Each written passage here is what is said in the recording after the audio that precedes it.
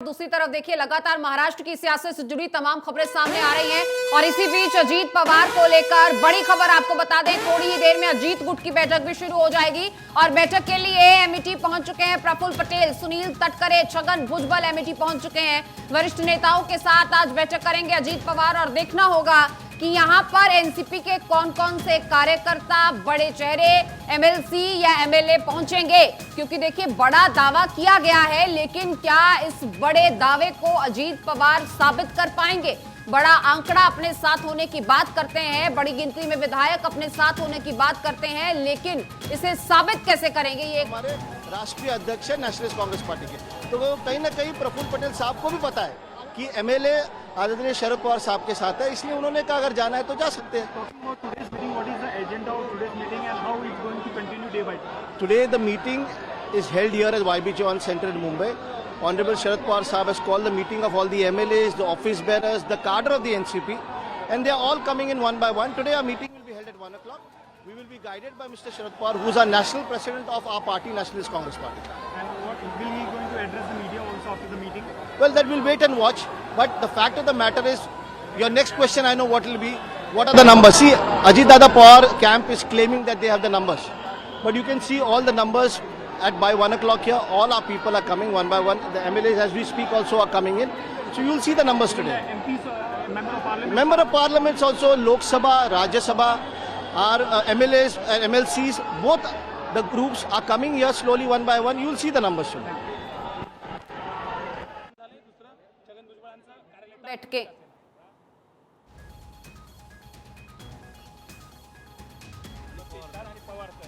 दुसरं ते राष्ट्रवादीचं नाही तर ते गद्दारांचं केंद्र आहे। मला ह्यांना प्रश्न विचारायचा की ज्यावेळेस एकनाथ शिंदे गुवाहाटीला गेले होते त्यावेळेला तुम्ही 50 खोके एकदम ओकेच्या घोषणा विधान भवनाच्या पायऱ्यावर दिल्या होत्या, आता तुम्हाला किती खोके भेटले हे महाराष्ट्रातले युवक आज तुम्हाला विचारतायत कि त्यांना 50 भेटले होते। लगातार बयान सामने आ रहे हैं और इससे पहले आप शरद खेमे से सुन रहे थे कि आपको 1 बजे तक तस्वीर साफ होगी। 1 बजे तक यहां पर तमाम विधायक जब नजर आने लगेंगे तो अपने आप साफ हो जाएगा कि आंकड़ा गिनती का ये खेल किसके पक्ष में है। ऐसे में बयान तो दोनों तरफ से आ रहे हैं, दावे भी लगातार दोनों तरफ से ठोके जा रहे हैं और मंच भी दोनों तरफ ही तैयार है। जहां 1 बजे शरद पवार गुट की बैठक होगी तो वहीं 11 बजे का समय अजीत पवार गुट की बैठक का था, जहां पहुंचने के लिए लगातार सिलसिला जो है वो जारी है। विधायकों का भी, तमाम उन चेहरों का भी जिनका अपने साथ होने का दावा करते हैं। छगन भुजबल वहां पर पहुंच चुके हैं और इसी बीच तमाम चेहरे धीरे धीरे वहां पर नजर आएंगे। राजेंद्र पाटिल, सुनील तटकरे भी पहुंच चुके हैं एमईटी, जहां पर अजीत गुट की ये बैठक होगी। इस बैठक में प्रफुल्ल पटेल और माणिक राव भी पहुंच चुके हैं। YB चौहान सेंटर में शरद गुट की बैठक भी होगी। तो ऐसे में देखना होगा कि दोनों बैठकों में कौन कौन नजर आएगा, कितनी गिनती नजर आएगी, क्योंकि आंकड़ा ही इस वक्त दोनों गुटों को सबसे अनिवार्य है।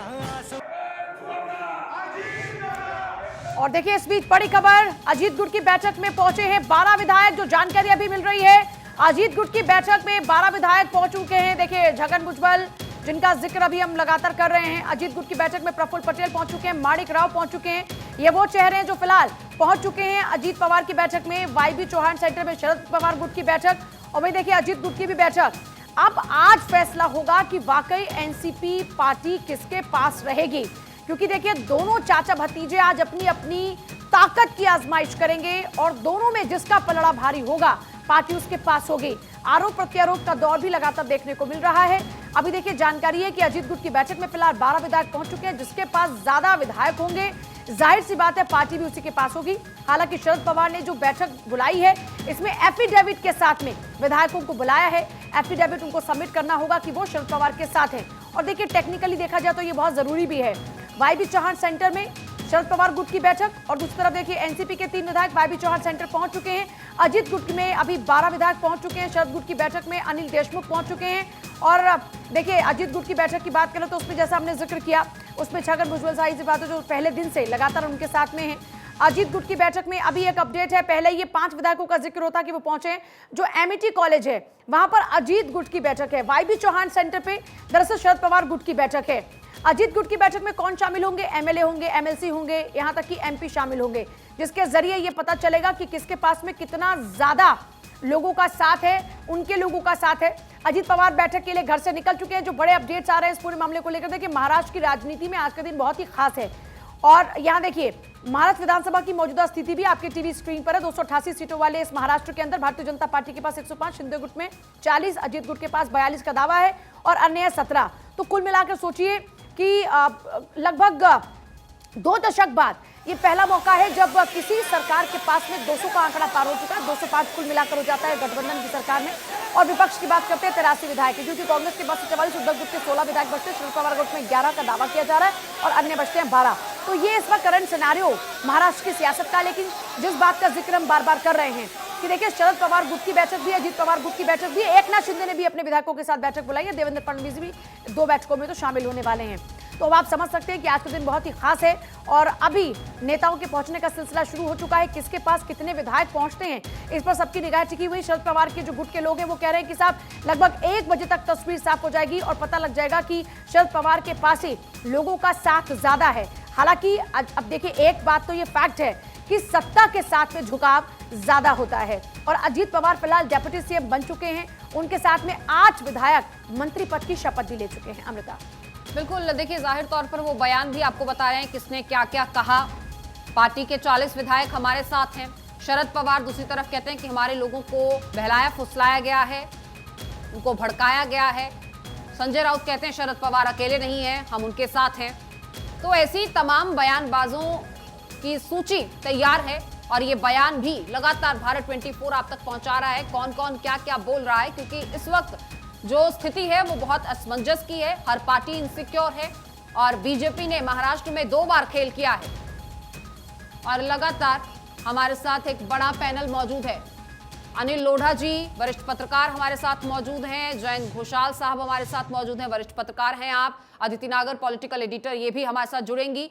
तो ये तमाम मेहमानों का स्वागत है भारत 24 पर। और अनिल जी, मैं आपसे यही समझना चाहूंगी, देखिए अब गेम तो आंकड़ों का ही रह गया है, फिर चाहे 11 बजे की बैठक हो चाहे 1 बजे की बैठक हो, दोनों ही तरफ आंकड़ों की होड़ है। तो मैं आपसे ये जानना चाहूंगी कि शरद पवार जो अब तक कोई भी दावा नहीं ठोक रहे, लेकिन उन्होंने अजीत पवार की बात को सिरे से नकार दिया है। वो कहते हैं कि 40 से 43 विधायक हमारे साथ हैं, जबकि शरद पवार कहते हैं कि ये बिल्कुल भी सत्य नहीं है। ऐसे में शरद पवार जो इतने काम अभी नजर आ रहे हैं, अगर उनकी जनसभा को एक तरफ कर दिया जाए तो ये जो संतुष्टि है, ये कॉन्फिडेंस है या फिर कहीं कि कोई चूक हो रही है? देखिए, नंबर गेम तो किसके दिल में क्या है, कई लोगों ने कहा हमें बिना बताए, विषय बताए बिना दस्तखत करा लिए जी। और जब पावर के नजदीक कोई व्यक्ति पहुंचता है या पावर सेंटर बन जाता है तो उसके प्रति सहज आकर्षण होता है। राजनीति तरह की हो गई हमारे देश में कि उसके प्रति सहज आकर्षण होता है कि वो कुछ दे सकता है। शरद पवार इस वक्त केवल दे नहीं सकते भरोसा दिलाने के अलावा कि अपनी सरकार आएगी, अपना राज आएगा तो मैं ये कर दूंगा, मैं वो कर दूंगा, या सुप्रिया सुले कह सकती हैं। लेकिन आज पोजीशन ये है कि पावर सेंटर बन गए और बीजेपी, एकनाथ शिंदे की पार्टी और ये 3 पार्टियां मिलकर के सरकार चलाएंगी।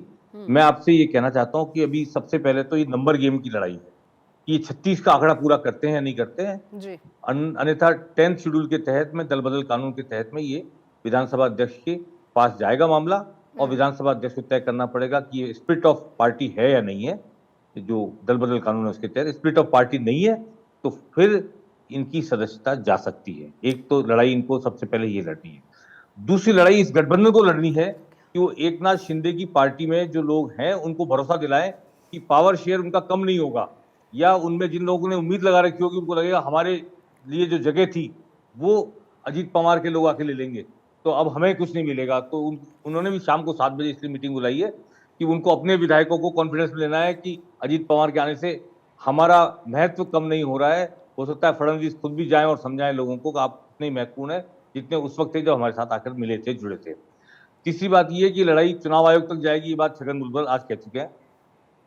पार्टी के नाम और चुनाव चिन्ह का दावा, ये दोनों बातें आज की लड़ाई जीतने के बाद ही अजीत पवार जा पाएंगे चुनाव आयोग में। अगर आज हार गए तो नहीं जा पाएंगे जी। और तो आपका आकलन क्या कहता है, किसका पलड़ा अभी भारी है, किसके साथ ज्यादा विधायक जा सकते हैं? देखिए, ज्यादा का सवाल नहीं है, ज्यादा तो हो सकता है अजीत पवार के साथ हो, लेकिन 36 होने चाहिए। ज्यादा का सवाल नहीं है। ज्यादा मतलब आपके पास 35 भी हैं और उनके पास 19 रह गए, परंतु 36 कंप्लीट नहीं कर रहे हैं आप। वो जो 2/3 मेजोरिटी आपके पास होनी चाहिए, वो कंप्लीट करना। इनके पास तो एक लाइन है, इसको टच करना जरूरी है। शरद पवार के पास कोई लाइन नहीं है। शरद पवार को इनको 36 नहीं होने देना है, उनको बहुमत नहीं चाहिए, इनको 36 होने से रोकना है, और इनको 36 चाहिए 54 में से 53 जो भी हैं। तो इसलिए टफ गेम अजीत पवार के लिए है, शरद पवार के लिए उतना टफ नहीं है। लेकिन साथ में ये पद बांट सकते हैं, आश्वासन दे सकते हैं, बोर्ड का, निगम का बिल्कुल अध्यक्ष अनिल जी, बनाने का। अगर समय की चाल को देखें तो फिलहाल मुश्किल नजर आता है, क्योंकि 12 लगभग बजने वाले हैं, 11 बजे से बैठक का वक्त था, अभी 12 ही विधायक पहुंचे हैं। आंकड़ा 36 तक कब पहुंचेगा, ये फिलहाल मुश्किल सा नजर आ रहा है क्या? जी बिल्कुल, मुझे मुश्किल लगता है, क्योंकि शरद पवार को जो आंकड़ा चाहिए वो कम चाहिए, बहुत कंपेरेटिवली बहुत कम चाहिए। और शरद पवार क्या पितृ पुरुष हैं पार्टी के, उन्होंने पार्टी को जीरो से यहाँ तक पहुंचाया है, वो स्टॉलवर्ड है। और देखिए कि जिनको पावर शेयर करने की ट्रस्ट है वो तो जा सकते हैं पावर अजीत के साथ में, लेकिन जिन्होंने पिता की तरह देखा है शरद पवार को, जिन्होंने बचपन से राजनीति शुरू उनकी छत्रछाया में की है, एक आंख की शर्म भी जैसे। ठीक है अनिल जी, वक्त कम है, माफी चाहेंगे। बहुत शुक्रिया आपका ये पूरी अहम जानकारी देने के लिए। तो बहुत ही बारीकी से उन्होंने समझाया कि कहां पर इस वक्त परेशानी बढ़ेंगी अजीत गुट के लिए।